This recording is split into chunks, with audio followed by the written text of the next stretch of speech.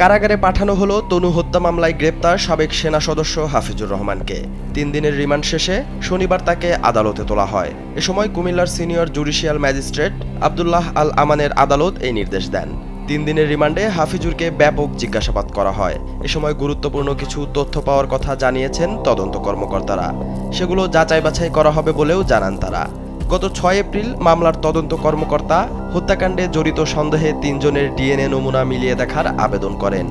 আদালতের সম্মতি পাওয়ার পর গ্রেপ্তার করা হয় সেনাবাহিনীর সাবেক ওয়ারেন্ট অফিসার হাফিজুর রহমানকে। দেশের মানুষকে প্রতিদিন সুরক্ষিত রাখার প্রত্যয় নিয়ে এলো সেফ রাউন্ড সুইচ। এদিকে মামলার বাদী তনুর বাবা জড়িতদের সর্বোচ্চ শাস্তির দাবি করেছেন। একই সাথে নিজের অসন্তুষ্টির কথাও জানান তিনি। 2016 সালে কুমিল্লা ক্যান্টনমেন্ট এলাকায় ধর্ষণের পর হত্যা করা হয় সোহাগী জাহান তনুকে।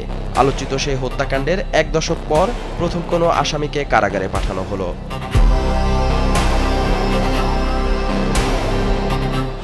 আমি তার ফাঁসি চাই। সার্জন জাহিদ, সিপাহী জাহিদ, এই যে যারা 10টা আসামি তার ফাঁসি চাই আমি। একটা কথা হইল ডিজিএফআই শাহ আলম ছিল warrant officer, DGFI Shah Alam, ওরা আমি দেখতে চাই। ওরে আইনের আওতা আনা হোক।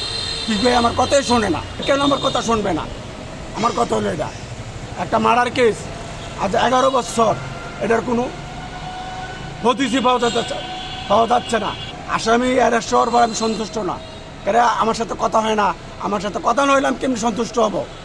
আমি না দেখলে, না কথা বললে, না যদি আমি আমার এই বিবিএর সাথে কথা না বলতে পারি, তো আমি কেমনি সন্তুষ্ট হব? তারা এখনও লুকোচুরি খেলে।